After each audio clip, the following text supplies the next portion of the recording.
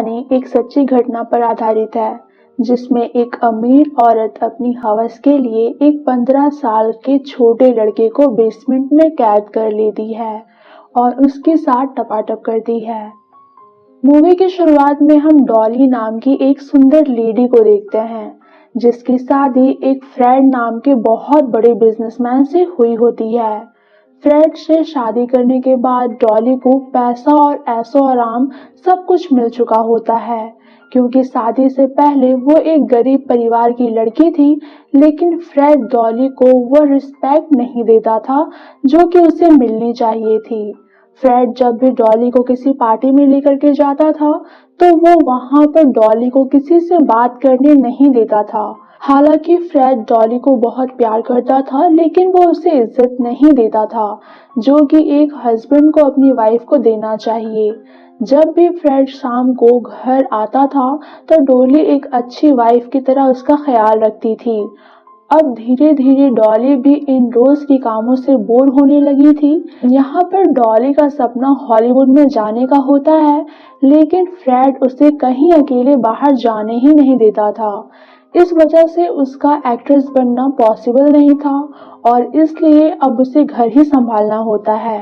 वैसे डॉली ने भी दूसरी लड़कियों की तरह एक रोमांटिक और केयरिंग हस्बैंड के सपने तो देखे थे, लेकिन फ्रेड इन सब से बिल्कुल अलग था।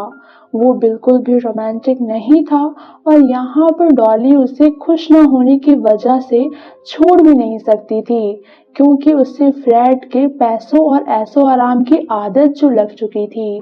एक दिन जब डॉली फ्रेड की फैक्ट्री में जाती है, तो वहां पर उसे एक ऑटो नाम का वर्कर दिखाई देता है। वो उम्र में डॉली से करीब 15 साल छोटा था और वो वही फैक्ट्री में मशीन रिपेयरिंग का काम करता था। ये सब पता होने के बाद डॉली अपने घर की मशीन को जानबूझ करके खराब कर देती है, क्योंकि उसे पता होता है कि ऑटो एक मैकेनिक है और वही इसे ठीक करने के लिए आएगा। अब डॉली के कहने पर फ्रेड ऑटो को मशीन ठीक करने के लिए भेजता है और वो मशीन ठीक करके वहां से चला भी जाता है। लेकिन इसके बाद डॉली अपनी मशीन को बार बार खराब करने लगती है, जिसके चलते ऑटो को घर पर हर रोज आना जाना पड़ता है। फिर कुछ दिन तक मशीन का बहाना खत्म होने के बाद ये दोनों ऐसे ही मिलने लगते हैं। फ्रेड जब भी घर से बाहर निकलता तो कुछ देर बाद ऑटो वहां पर आ जाता था और यहाँ ये दोनों मिल करके टपाटप करते थे। ऑटो को पता होता है कि वो अपने से 15 साल बड़ी लड़की के साथ रिलेशनशिप में है, लेकिन अब उसे भी डॉली की आदत लग चुकी थी। वो डॉली के साथ रहना चाहता है और अपनी फैमिली बसाना चाहता है। वहीं डॉली भी ऑटो के साथ काफी खुश थी और वो ऑटो के साथ हमेशा रहना चाहती है, लेकिन इसके साथ ही उसे फ्रेड के पैसों का भी लालच होता है। भले ही वो फ्रेड से खुश नहीं है, लेकिन वो ऐशो आराम की लाइफ नहीं छोड़ सकती थी। इससे पहले उसकी लाइफ काफी सिंपल थी, इसलिए फ्रेड को छोड़ना उसके लिए पॉसिबल ही नहीं था। ये दोनों कुछ दिनों तक ऐसे ही मिलते जुलते रहते हैं, लेकिन इस तरह से इन दोनों के मिलने में आसपास के लोगों को इन पर शक होने लगता है। डॉली उन सब से बचने के लिए बताती है कि वो उसका स्टेप ब्रदर है और वो जानती थी कि इन सब से बचने का कोई और उपाय नहीं है। वो इन सब से बचने के लिए ऑटो को अपने पास रखने के लिए वो उसे सीक्रेट तरीके से घर के अंदर रहने को बोलती है, क्योंकि उसके घर में एक ही सीक्रेट जगह थी जहां ऑटो उसके साथ हमेशा रह सकता था। और ऑटो को वहां पर रहने के लिए डॉली कुछ रूल बनाती है, जैसे कि वो कभी भी घर से बाहर नहीं जा सकता था और रात को उसे कोई आवाज भी नहीं करनी है। अब यहाँ ऑटो को ना चाहते हुए भी सारे रूल मानने पड़ते हैं, क्योंकि उसे अब डॉली की आदत हो चुकी थी। फिर ऐसे ही इन दोनों को साथ में रहते हुए 9 साल बीत जाते हैं। इतने लंबे समय तक ऑटो वहां पर परेशान हो चुका था, लेकिन वो खुद को संभाल लेता है, क्योंकि उसे पता था कि फ्रेड डॉली को किस तरह से टॉर्चर करता है। इसलिए वो वहीं पर रहता है और खाली समय में कहानियां लेकर के दिन गुजारा करता है। और यहाँ पर डॉली भी जानती है कि ऑटो काफी दिनों से बाहर नहीं गया है, इसलिए वो बहुत परेशान हो चुका है। वो उसे एक दिन एक बार में लेकर के जाती है, लेकिन जब ऑटो इतने सारे लोगों के बीच में जाता है तो उसे काफी घबराहट होने लगती है। क्योंकि वो 9 साल तक कैद में होने की वजह से मेंटली बीमार हो गया था। लेकिन अब डॉली के पास रहने के अलावा और कोई चारा नहीं था। वहीं डॉली भी फ्रेड से छुटकारा पाने के लिए एक प्लान बनाने लगती है। पहले तो वो काफी महंगी इंश्योरेंस करवाती है ताकि उसे फ्रेड के बाद भी ऐसी लाइफस्टाइल जीने में कोई परेशानी ना हो। इसके बाद वो फ्रेड की गन को ऑटो के पास छिपा देती है ताकि टाइम आने पर ऑटो उसका यूज कर सके।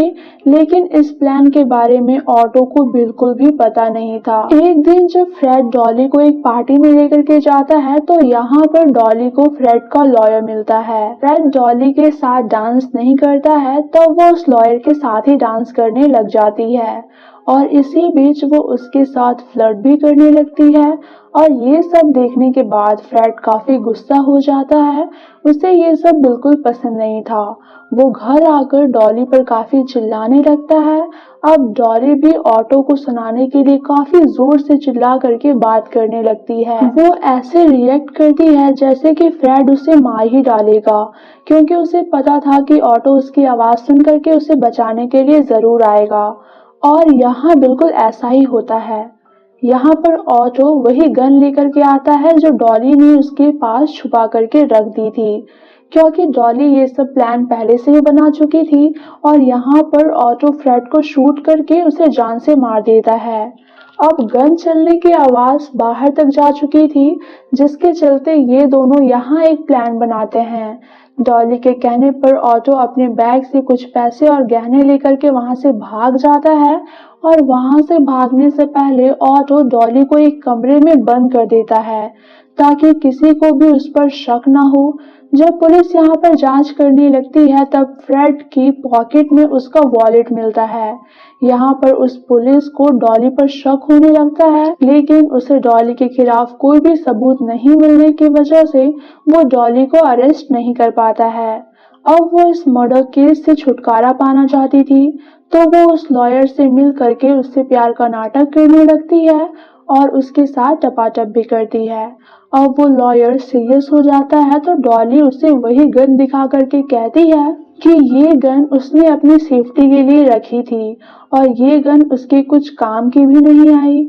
अब उसे सेफ रखने के लिए उसके पास वो है, तो उसे अब गन की क्या जरूरत है। ये बोल करके डॉली लॉयर को वो गन दे देती है ताकि वो उसे कहीं फेंक दे।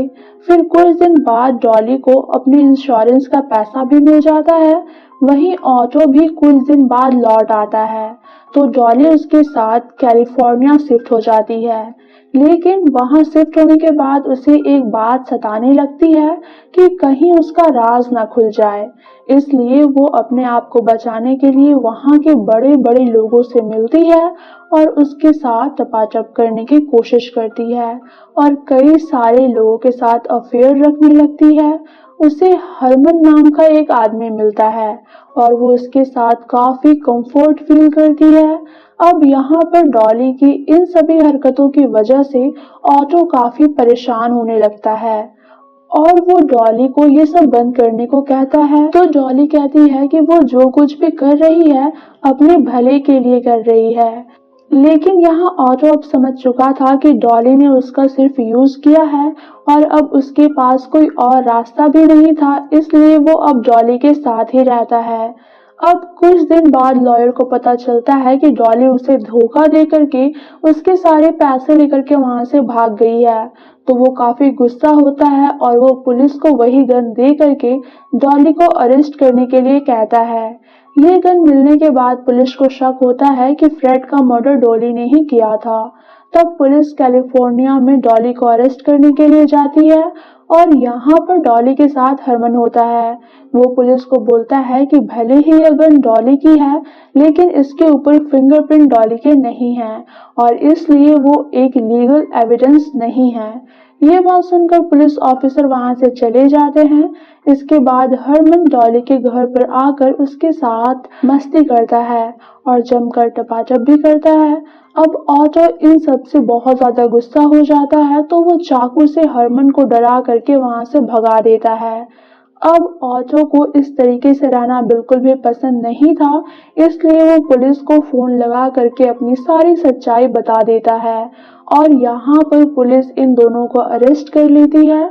जब हरमन को इन सब के बारे में पता चलता है तो उसे काफी दुख होता है और वो फिर से डॉली का साथ देता है। इसके बाद जब फिर से पुलिस जांच करती है तो डॉली अपने आप को बचा लेती है, क्योंकि पुलिस डॉली के खिलाफ कोर्ट में कोई लीगल एविडेंस पेश नहीं कर पाई थी और इसी के चलते कोर्ट उसे छोड़ देती है।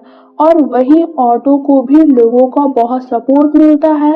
लोगों का मानना था कि डॉली ने ऑटो को यूज करके उसे फंसाया है और इसके बाद ऑटो भी कोर्ट के द्वारा छोड़ दिया जाता है। अब जेल से बाहर आने के बाद ऑटो वापस अपनी कंट्री आ जाता है, क्योंकि अब वो डॉली से ब्रेकअप कर चुका है।